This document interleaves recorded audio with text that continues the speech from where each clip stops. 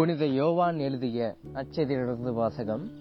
அதிகாரம் 6, இறை திரு வசனங்கள் 22 தொடக்கம் 29 வரை.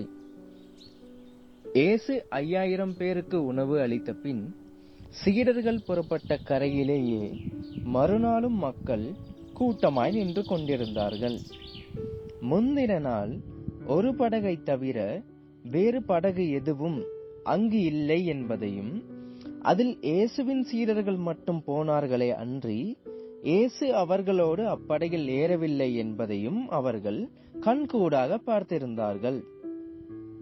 அப்போது ஆண்டவர் கடவுளுக்கு நன்றி செலுத்தி கொடுத்த உணவை மக்கள் உண்ட இடத்திற்கு அருகில் திபேரியாவிலிருந்து படகுகள் வந்து சேர்ந்தன. இயேசுவும் அவருடைய சீடரும் அங்கு இல்லை என்பதை கண்ட மக்கள் கூட்டமாய் அப்படகுகளில் ஏறி இயேசுவை தேடி கப்பர்நாகுமுக்கு சென்றனர்.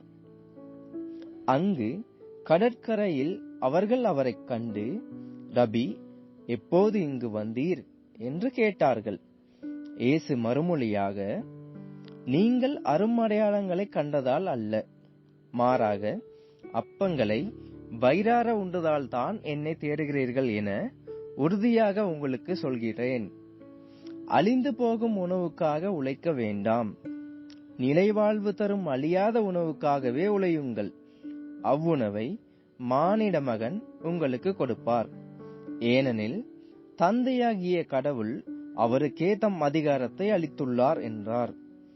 அவர்கள் அவரை நோக்கி, எங்கள் செயல்கள் கடவுளுக்கு ஏற்றவையாக இருப்பதற்கு நாங்கள் என்ன செய்ய வேண்டும் என்று கேட்டார்கள். இயேசு அவர்களை பார்த்து, கடவுள் அனுப்பியவரை நம்புவதே கடவுளுக்கேற்ற செயல் என்றார். இது வாழ்வு தரும் இயேசு கிறிஸ்துவின் நற்செய்தி. கிறிஸ்துவே உமக்கு புகழ்.